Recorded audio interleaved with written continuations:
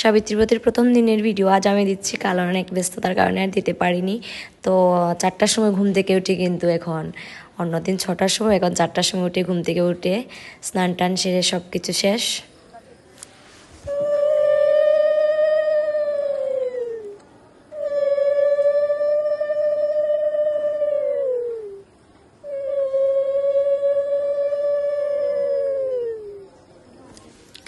ঘটের জল বেড়ে এখন ভরে এখন এসেছি ফুল নিতে। তো প্রত্যেক বছরই আমি সাবিত্রী ব্রতর ফুলগুলো আমি স্যারের বাসা থেকে নিই। আমাদের দেবজিৎ স্যারের বাসা থেকে অনেক সুন্দর সুন্দর ফুল আছে, কিন্তু স্যারের বাসায় তো অনেক ফুল নেই আমি এই পুজোর 3 দিন।